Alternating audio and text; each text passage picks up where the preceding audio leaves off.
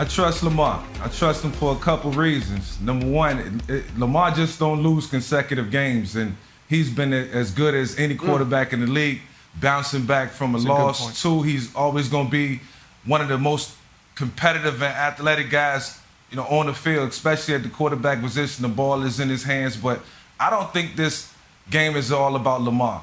When I look at the Baltimore Ravens defense, last week they did more than enough to win the game versus Vegas. They scored 27 points, and that's enough for the Baltimore Ravens defense, you would think. But, the thing that they're going to have to do is stop Travis Kelce. I think he's going to be the caveat. I think he's going to be the guy that if the Baltimore Ravens can't control him, he'll open it up for Patrick Mahomes and that Kansas City offense. And you just can't allow Patrick Mahomes to get comfortable. It's a rivalry for a reason, and it's turning into a rivalry for a reason. Lamar understands that, and it reminds me of my days when I played in Atlanta when we had to face the Philadelphia Eagles year in and year out, never could get over the hump. The reason why I never played in the Super Bowl or could win the NFC Championship game was because they always stood in my way. So this does feel like a must-win situation for the Baltimore Ravens. They don't want to get off to an 0-2 start. That's just not what we envisioned for them for the season.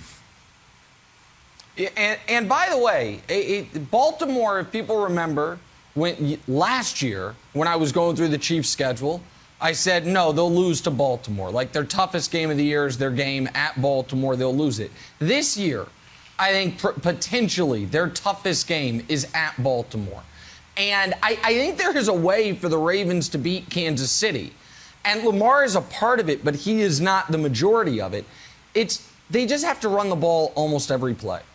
And they weren't able to do that in their last matchup. They tried, and then they got out of it. The Chiefs' run defense has been its biggest weakness since Mahomes got there. The problem is, and the Browns game is an interesting case study in it, teams, even when they have the lead, get nervous. The Browns were running on first down, running on first down, running on first down, and controlling that game. Then the 75-yard touchdown to Tyreek Hill happens, and how do the Browns respond? They pass on first down, or they attempt to. It's a Chris Jones sack. Now you're in 2nd and 17, drive over, and the game flips right there, far more so than it flipped on the muffed punt. It was that sack that flipped the game. And which is why I think it's important they don't look at this as Lamar, who only had 97 yards passing in their last matchup. They were down 2 scores most of the game. The previous matchup, they were down 2 scores most of the game. They can't look at it as Lamar has to outduel Mahomes. They have to look at it as we're just going to keep running at your weak run defense. The problem, Broussard, is actually, I think, potentially the other side of the ball for Baltimore. I think if Baltimore does that, they will have success on offense. I think they will have very few punts. I think they'll score points, and they have one of the 2 best kickers in football. The problem is they love to play this man-to-man blitzing defense. There is no defense in football Mahomes eats up more than that. They already lost Marcus Peters. They just lost another corner.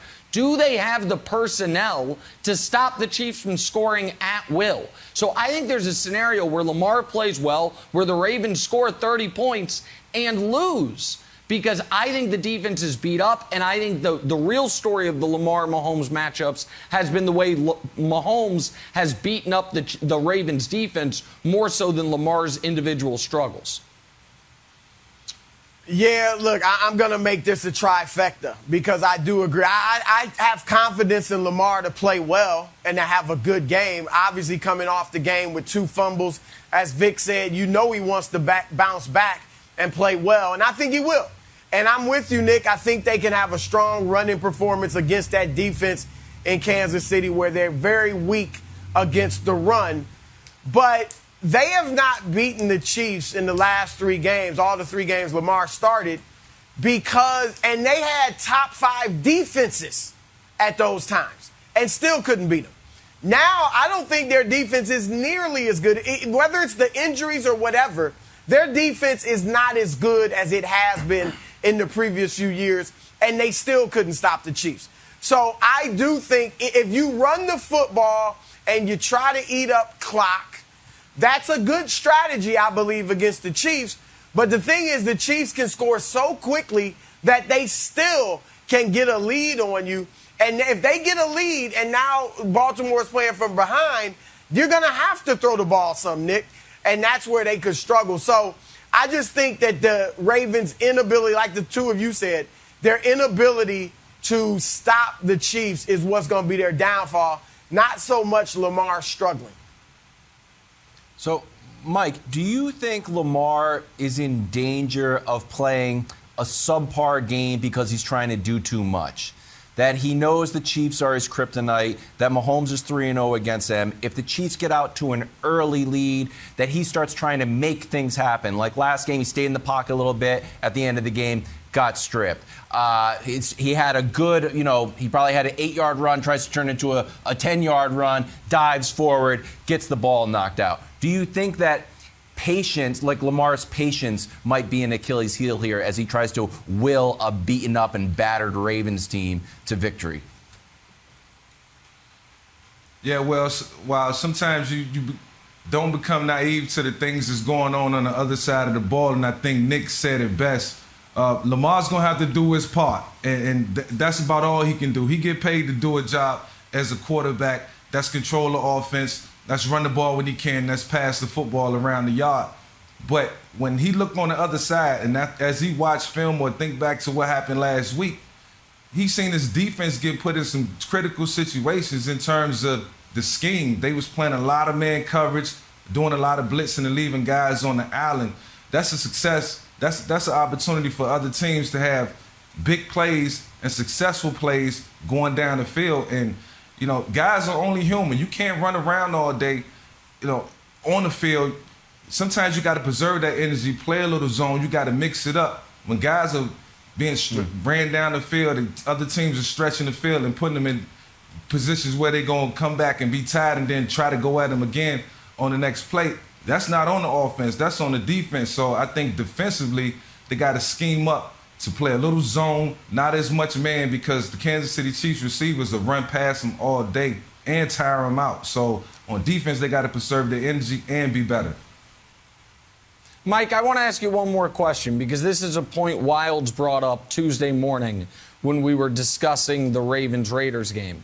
And that is the amount of jeopardy that Lamar is put in on a play-to-play basis. With the receiving core beat up the way it is, with the running back room, you're down your top 3 guys from a month ago, you're bringing guys off the street. The Ravens' plan seemed to be a lot of it, Lamar, figure it out. Their offensive line had a brutal game. And Lamar, to his credit, I know he had the fumbles, but he did make some sensational plays. But anyone watching that game was like, oh, this reminds me of something I saw around 20 years ago, when the plan in Atlanta at times seemed to be, all right, we've got something drawn up, but it's probably going to end up being Mike, figure it out. At some point, does that take almost a mental toll along with the physical toll? So you're getting hit more than any other quarterback in the league, but you also know on a play-to-play basis, our plan B is really plan A, which is I'm going to have to do something spectacular. Like, how much do you think that weighs on Lamar, set aside the injury risk it puts him, it makes him susceptible to? Yeah, man, it's just a lot of pressure on Lamar coming into a game to run and pass, and that's unfortunate. He can't relax and be comfortable and play his game. While we've seen an offense that looks different, we've gotten accustomed to it, but that offense has put Lamar in harm's way on a consistent basis. And what Greg Roman has to do is continue to open things up and stretch the field. Like, I understand quarterback draws here and there, a couple quarterback counters that you can mix in just to give the defense a different look. It's a different scheme, but, the onus is not on Lamar, man. Lamar can't be put in harm's way. I think his job is to come in and just pass the football to the best of his abilities, make plays in the run game, and not make the scheme too difficult. They got every chance to win this game. They did more than enough last week to win, and I just think this is on the defense this week. It'll be a statement game for them. Thanks for watching. Subscribe here to get the latest from the show. Also, be sure to check out more of the best clips from First Things First, or go watch a few segments from our other shows on FS1.